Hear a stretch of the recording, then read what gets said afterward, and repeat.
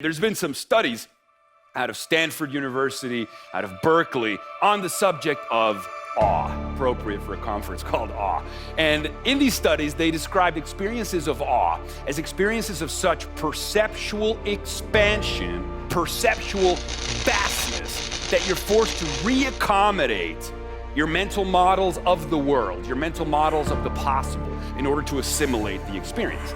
Now, there's this sense, I've talked before, of the been there's and done that's of the adult mind, the jadedness that comes as we get older and we feel like we've seen it all before, our nodding resignation into nothingness when nothing impresses us, nothing turns us on, nothing gets us out of our comfort zone, right? And it turns out that experiences of awe, whether they be the first time you see the Grand Canyon, or you witness the birth of a child, or you embark on an ayahuasca ceremony, whatever it may be, you're exposed to something that is so far beyond your conceptual frameworks that finally you're cracked open and the light can get in or the light can get out, whatever you want to call it. And it turns out that these experiences of awe leave us with lasting cognitive benefits.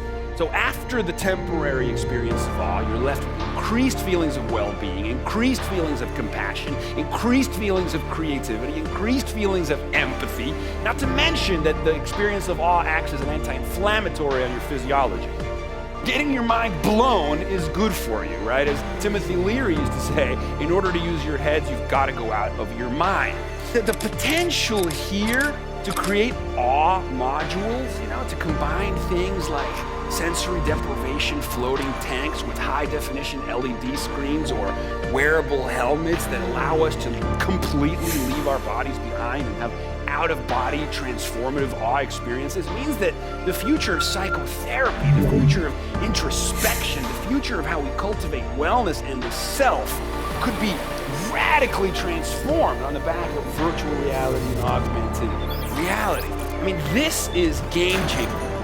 I remember reading an article by Ross Anderson called GoldenEye, and it was about the new James Webb telescope and also about the Hubble Space Telescope.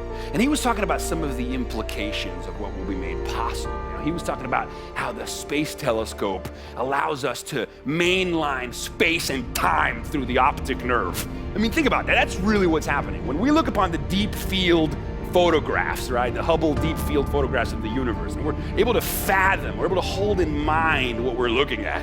That is mainlining space and time through the optic nerve, or as Ross Anderson says, the sheer aesthetic force of its discoveries, right, distills the complex abstractions of astrophysics into singular expressions of color and light that vindicate Keats' famous couplet, beauty is truth and truth is beauty. So I read something like that and I'm like, I love language for its poetic rhapsody, its capacity to capture the ineffable. But that's just language, and those are just images. Imagine a VR or AR experience that gives people the chance to swallow the cosmos. Imagine all of us being like Jodie Foster in Contact, going through the wormhole to another galaxy at the end of time and taking all that in. This is what excites me. The transformation of human consciousness that will be made possible by these kinds of technologies. That's what it's all about.